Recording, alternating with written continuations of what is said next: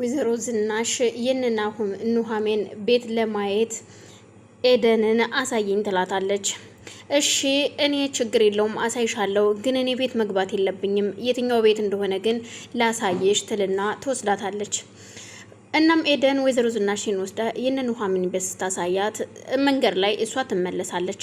ወይዘሮ ዝናሽ ግን ትገባና በአጋጣሚ ኑሐሚን ቁጭ ብላ ስለነበር ሰተት ብላ ስትገባባት ግራ ተጋብታ ደንግጣ ከተቀመጠችበት ተነስታ ቆማ ቆይ እንዴት አወቅሽው ይሄን ቤትና መጣሽ ስትላት አይ ኤደን አሳይታኝ ነው የመጣሁት። ምን ነው መምጣቴ ደስ አላለሽም እንዴ ስትላት አይ እንደዛ ማለት አይደለም፣ ግን ለምን መጣሽ እንዴት መጣሽ ብዬ ነው።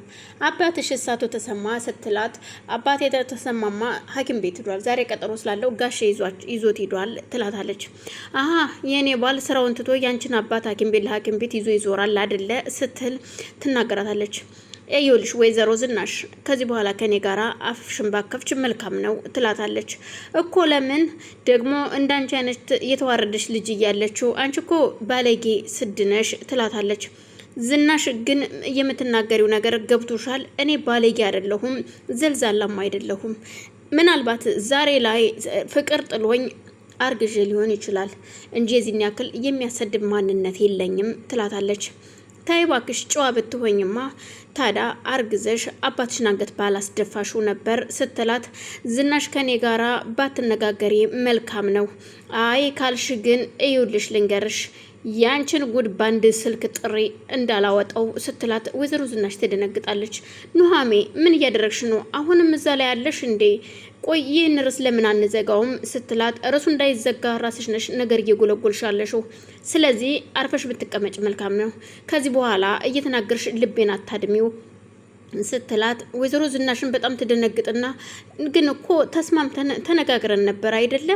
እኔም አባትሽን በመታከማቸው ላይ ምንም አይነት ላልናገር እንዲታከሙና ድነው እንዲመጡልሽ አንቺም ደግሞ ሚስጥሬን ልጠብቂልኝ እኮ ተነጋግረናል ስትላት አዎ ተነጋግረናል፣ ግን ደግሞ ካላረፍሽ አርፈሽ ካልተቀመጥሽ ግዴታ አይደለም ስትል ኑሐሚን ትመልስላታለች።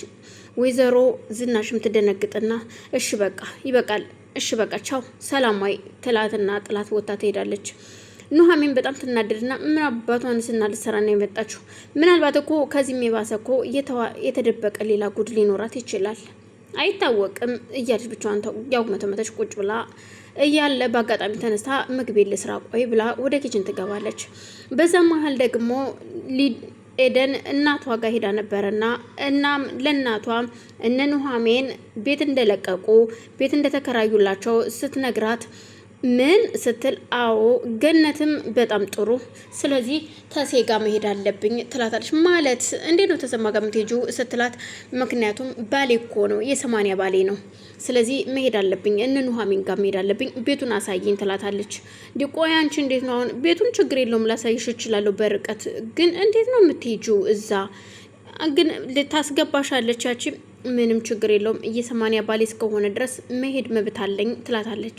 በጣም ጥሩ ቤትም ሊገዛላችሁ አስቧል፣ ስለዚህ ቤት ከተገዛ የሁላችንም ነው ማለት ነው። እንደዛ ከሆነ እናቴ አንዳንዴ እኮ ተሰማ እኮ ቢያናድደኝም ያው መቼስ አለ አይደለ ለጥቅም ስንል መቅረብ ይሻላል ስትል ግን እኮ ቤት ቢኖረንም ታውቂያለሽ እኔና ኑሐሚን ከዛ ቤት ካልወጣች በስተቀር እኔ እዛ ቤት መኖር አልችልም ስትላት እኮ ለምን ለመኖር ግዴታ አንገትን መድፋት ግድ ይላል ትላታለች። ለማንኛውም ቤቱን አሳየኝ እና እሺ ደግሞ መቼ ነው ጠጅስ የምትጋብዥኝ? ግዢልኝ እንጂ አረቄ ስትላት እኔ አሁን ብር የለኝም። አንቺ ቆይ ምንድነው ግን ሁልጊዜ ለነገሩ እንደዚህ የምታወሪያቸው ወሬዎች እኮ ከኔ ገንዘብ ፈልገሽ እንደሆነ የታወቀ ነው ስትላት በፍጹም እኔ እንደዛ አይደለም። ደግሞስ ቆይ ደሞዝሽስ መቼ ነው ትላታለች። ደሞዜማ እንግዲህ አንድ ቀን ይመጣል ቆጥረሽ ድረሽበት በ27 ስትላት ጳጉሜ 5 ጳጉሜ 7 ስትል ማለት ጳጉሜ 5 ጳጉሜ 7 ደግሞ ጳጉሜ 7 አለ እንዴ? መቼ ነው አላቅም፣ ብቻ ቆጥረሽ ድረሽበት ትላታለች። እሺ ለማንኛውም እሺ ጋብዥኝ አንድ ቀን ስትላት ቆይ አንቺ ግን አሁን እሺ ከነተሰማ ጋር እንኳን ታርቀሽ ብንገባ እንዴት ነው እንደዚህ እየጠጣሽ እነሱ ጋር የምትኖሪው? በፍጹም የማይሆን ነገር እኮ ነው፣ ስለዚህ ይህን ሱስሽን ማቆም አለብሽ ትላታለች።